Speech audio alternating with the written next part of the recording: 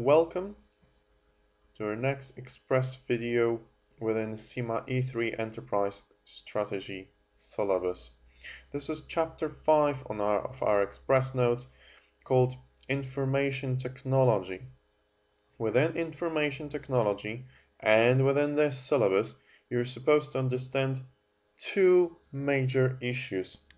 First is the relationship between information technology and information systems and competitive advantage.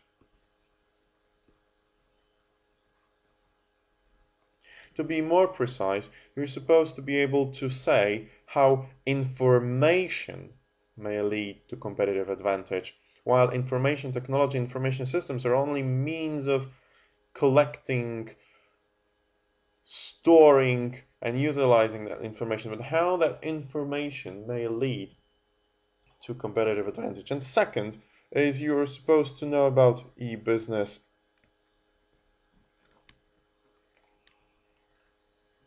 What's new about it, how you run it, and what can it give an organization. In this video, we will focus on this bit, how information leads to competitive advantage. Now, as in most cases, if there's anything reasonably written about it, it was done by Michael Porter, and it was done quite long ago, yet his remarks on that are still up to date. Unbelievably, they're still up to date. So, what did he say about information versus competitive advantage? Now, he was an expert, obviously, on competitive advantage, so he just added a little piece of the puzzle into this whole puzzle to tell us what impact information might have. And let's analyze what he said. Information processing, information technology right now, first of all, affects manufacturing of products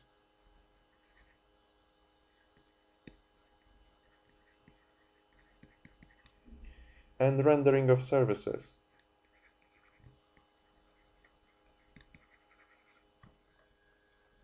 Now, how does it affect manufacturing of products? Well, within manufacturing, now, the information content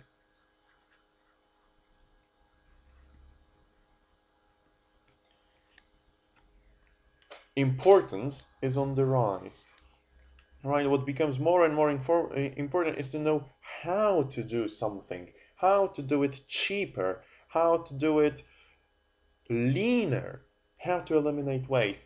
All that can be achieved by absorbing information, storing that information, deciding what is right, what is wrong, and following only the right paths. And that is the use of information technology in manufacturing. Now, within rendering of services, the impact is even bigger. The way services are rendered very often now is virtual. Services are rendered through the information technology. Information contents is passed through the information technology. And just to give you an example of that, you're listening to a video that was recorded some time ago in nobody knows where, and now is played on computers around the world. So definitely for services, impact is overwhelming.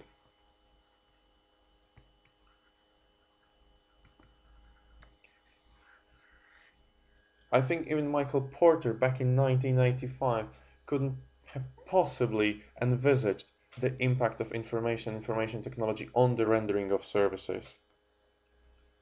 And that leads us to the next step. It changes products and services. Very often it combines one with another.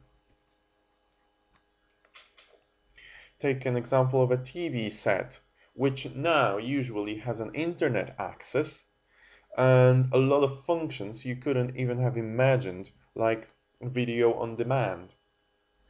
Uh,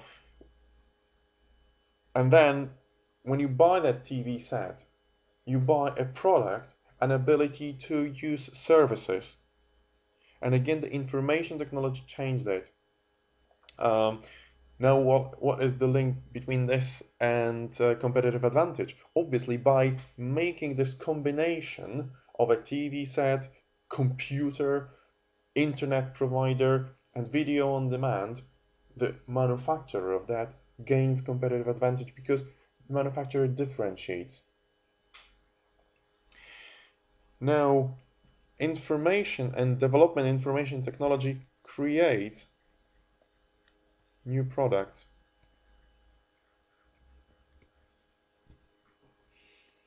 Right, take mobile to communication.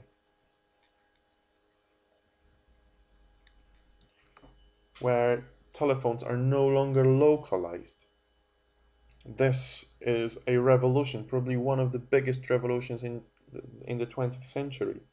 Look at internet auctions, right? That's a service that never existed before. Auctions, if at all, was a niche thing for art collectors. Now, everyone can take part in an auction. Within manufacturing, but could also be considered a separate thing, is it brings suppliers and customers closer together.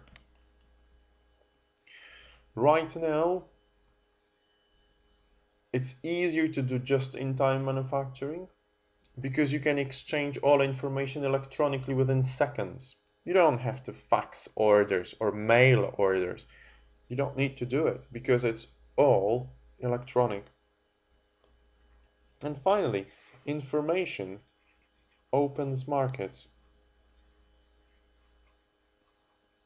especially for services. A little bit less still for products, but definitely for services. Look at the international call centers. But also look at how easy it is to hire a freelancer now that will do something for you at the other end of the world for, well, probably less money than you would pay if you had to do it with someone next door. So markets become open, and the availability of certain services is bigger.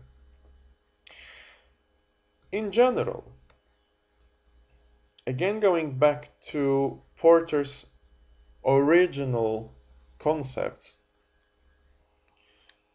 information allows organizations to lower costs, especially in manufacturing, where you collect and analyze information properly that enables you to eliminate waste. And that is how you lower costs. Sometimes it also enhances differentiation, just like in the example of the TV set. But again, it will be applicable in the car industry, in nearly every industry now. The information content is what companies try to differentiate each other on.